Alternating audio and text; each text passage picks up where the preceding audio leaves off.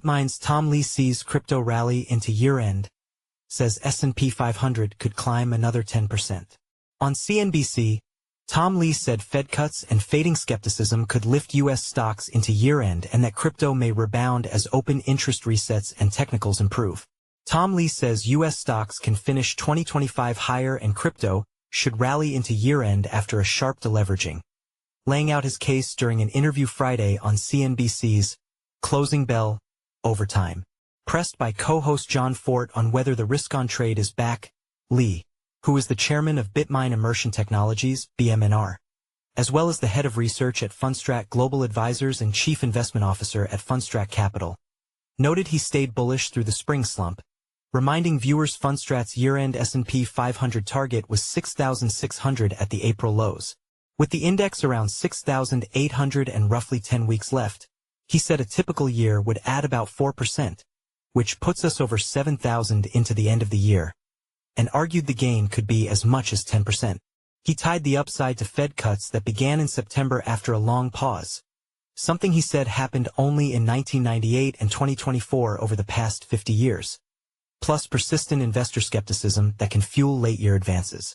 Asked by Fortt how crypto fits alongside tariff and trade worries, Lee pointed to October 10th as the biggest liquidation event in 5 years, saying the flush was partly sparked by escalating U.S.-China tariff tensions. Despite that, Bitcoin fell only 3% to 4%, which he framed as a sign of resilience. If this happened in gold and gold was only down a few percentage points, we'd consider that a real validation, he said, calling Bitcoin a pretty good store of value in that context. He sees setup improving into year-end, pointing out that both Bitcoin and Ether are at record lows in open interest, a measure of outstanding futures and options positions, while technicals are flipping positive. A cleaner derivatives backdrop, he said, often precedes upside. Lee also highlighted a supportive headline from traditional finance, saying it helps to see J.P. Morgan open to the idea of using crypto as collateral. Co-host Morgan Brennan then asked whether crypto's tone still leads equities and how Bitcoin and Ether map to U.S. indexes. Lee answered that the signals look pretty bullish, arguing crypto often flags direction for stocks and broader liquidity. He linked Bitcoin's behavior to the S&P 500 and said Ether has implications for small caps via the Russell 2000. On fundamentals, Lee said Ethereum activity is climbing on both L1 and L2, driven by stablecoins, but that usage takes time to be reflected in price, supporting his view of a pretty big move into year-end for ETH as well as BTC.